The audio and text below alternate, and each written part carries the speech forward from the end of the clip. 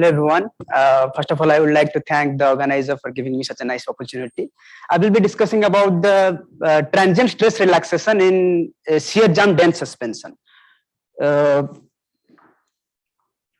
what is exactly the dense suspension? This is simply the mixture of the solid particles and liquid. That way, the only condition is the volume fraction of the solid particles should be high enough.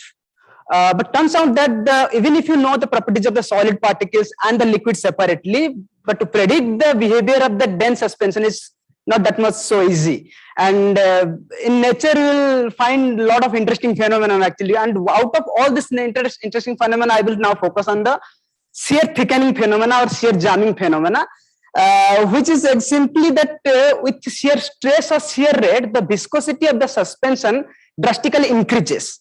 And sometimes it reaches to a solid-like state called shear jam state.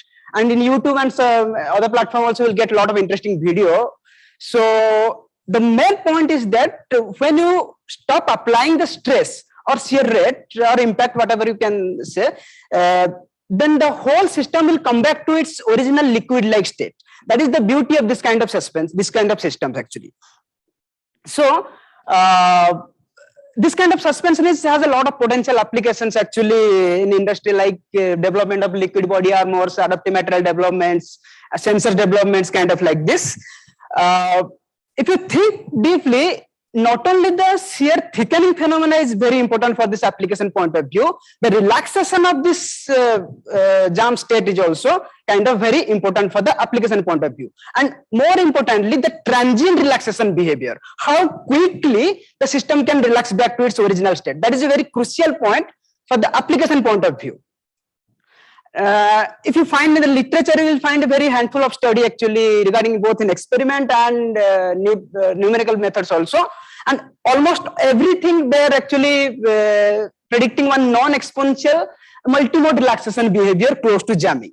What I am going to discuss in this topic, this talk actually, what is the particle scale dynamic? How the particle scale dynamic exactly controls the shear jamming, relaxation of shear jamming things, that means transient relaxation things. Okay. Now we take the dispersion of the polystyrene particles dispersed in polyethylene glycol, which is the standard shear thickening suspension, as you can see in this. In this flow curve. We synthesize all these particles, polystyrene particles, in our lab in bulk.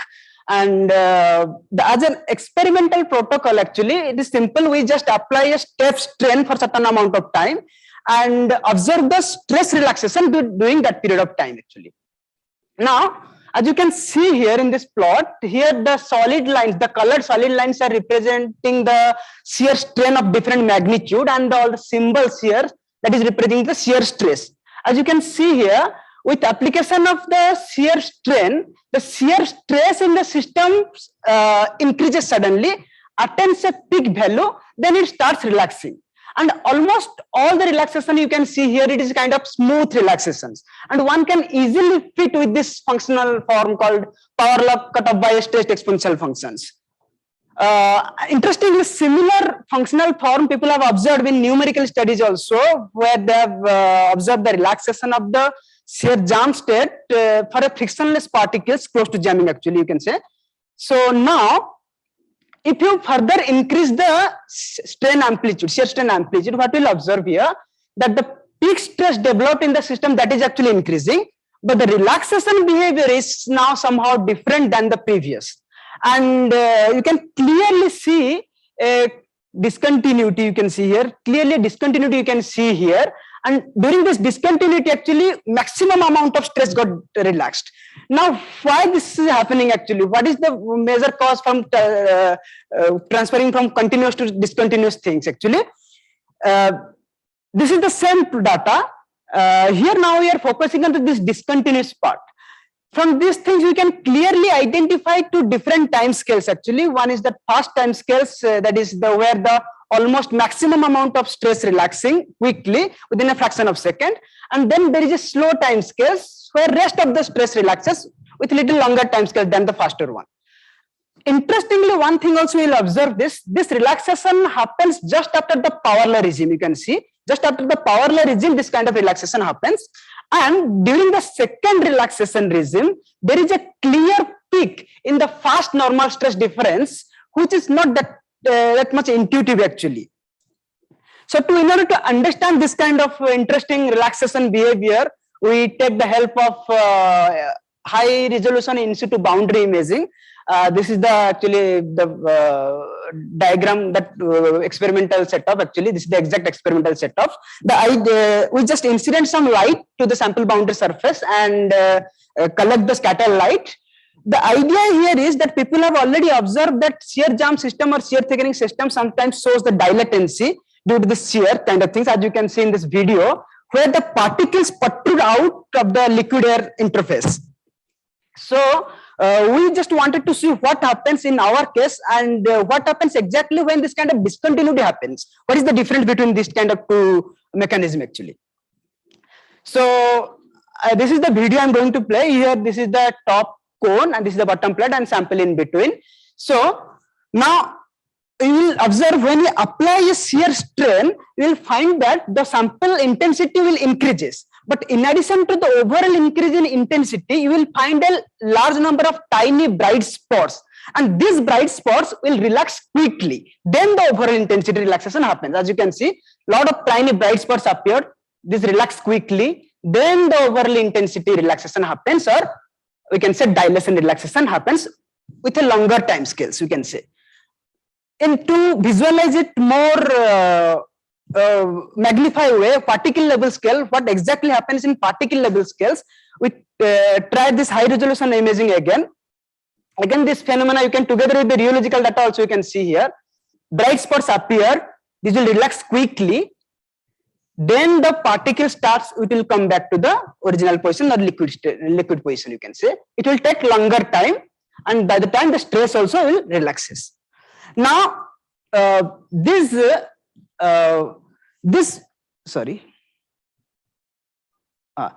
bright spots are actually, we found that these bright spots are the localized plasticity formed in the sample due to the high shear, and we term them as the plastic center.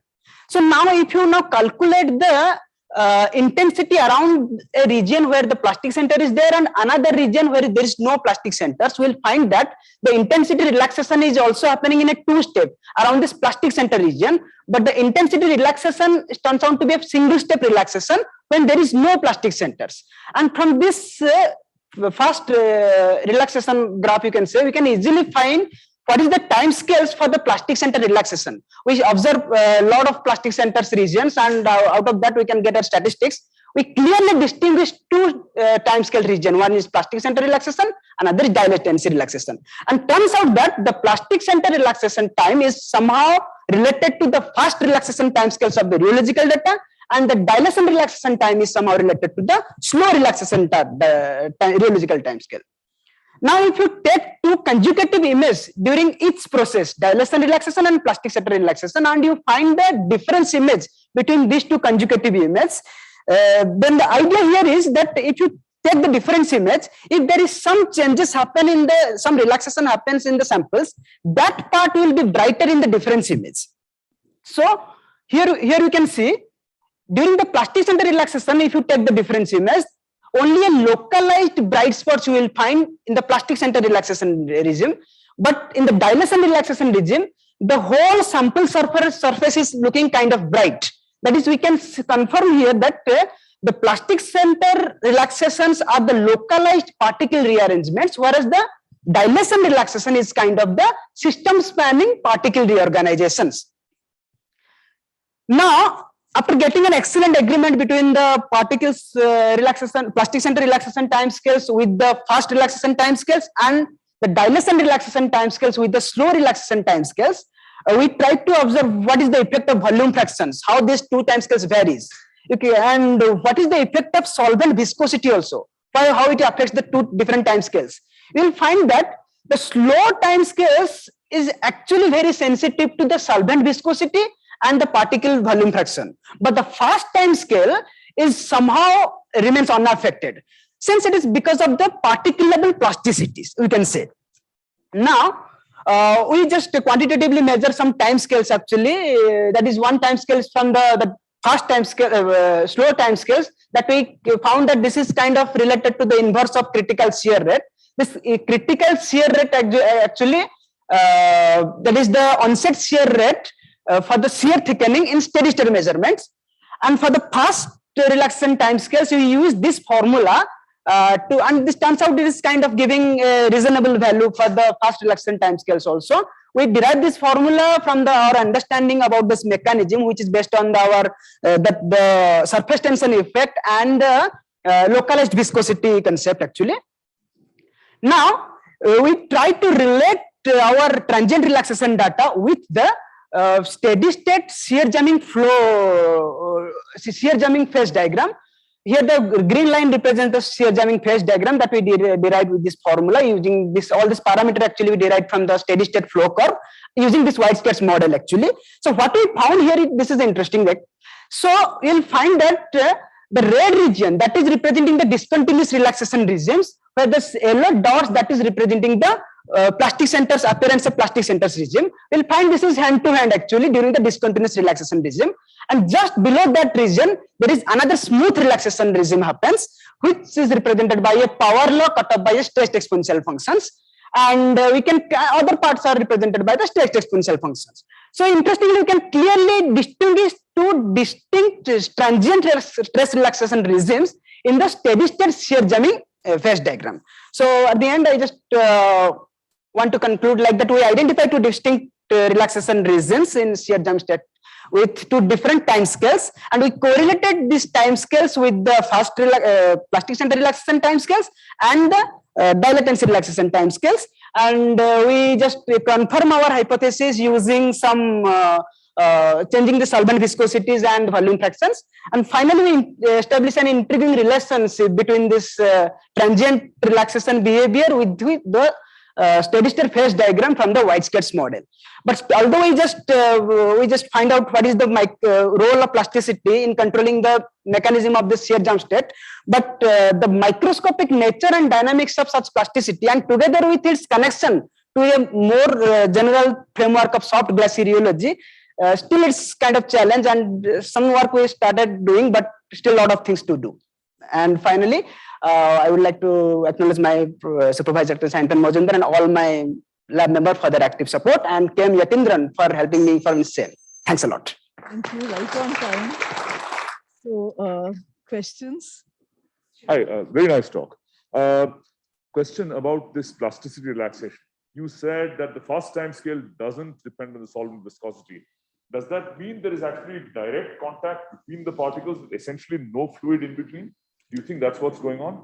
Even if there was a lubricating layer of fluid, the viscosity would somehow still be involved. Yeah, that's the thing is that we are dealing with a very high jam state. That is the one condition. And when we are talking about the role of viscosity, actually, at the very jam state, if you feel that due to the dilatancy, the particles are protruding out. And whatever the mechanism we are seeing, that part we feel like the viscosity, that whatever our experimental evidence gives, viscosity don't have any role as a whole. As an individual level, the viscosity, microscopic viscosity might have some role. What is the viscosity around the plasticity? That might have some role, but it is somehow. I'm saying from your data, it looks like it doesn't have. Yeah, exactly. Is there direct contact, particle to particle contact with not even a thin layer of fluid in between? That might be very less. That layer might be very less, we can say. But we can ignore that completely, but we might say that is very less. Compared it with the dilute region, we can say. I'm going to use my privileged position as chair to ask a quick question. So did you figure out where that normal stress peak came from? Yeah, that normal force actually, what happens here, if you in the video, you can see that while the plastic center starts relaxing, we're treating the mechanism as that these are the localized jam state. When the stress starts relaxing, this stress starts transferring to the surrounding, which causes the other particles to be protrude out. And when the most of the particles protrude out, that causes this kind of normal stress increasing. Is there any formation of structure or anything? Yeah, actually, if you look at the video carefully, some video we found when after the relaxation of the plastic centers, we'll find the surrounding region that got dilates more. due to which we got an evidence that, okay, this is what the mechanism might be. The stress might be transferring to the surrounding, which causes the other particle to protrude out and causes the normal force in the, that is the word. Force. Rajesh. It was a very, very nice talk. I just missed something early on. So when you saw the peak in the normal force, that always happened when you had a discontinuity in the stress relaxation. No, exactly. I have shown this data only, but if you are close to that, suppose your peak stress is such that you are not at any discontinuous region, but you are still very close. In that range also, you will get that things also. And you will see that the normal force peak, that is also kind of shifting as you entering into the discontinuous region. Yeah, because I thought the colored symbols were green suddenly, and then I also saw the peak for the magenta and the purple symbols. So, yeah. Okay. Thanks. Any other question? Okay. Very quick question. We change the talk. Have you also seen into the stress correlations? No, actually, the stress correlation things. You have shown these plastic events, and there might be some non-trivial correlations. The correlation that right now what we found, this is the correlation between relaxation of stress and the appearance of plastic center. That is what I showed in the video also with rheological data. But that is a nice question that the correlation between how the plasticity and the stress are related.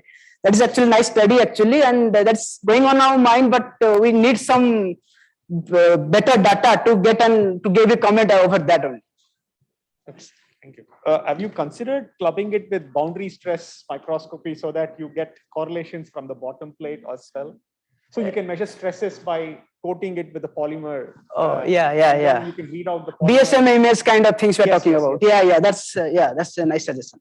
Thanks a lot. Okay. Thanks, Sachidananda.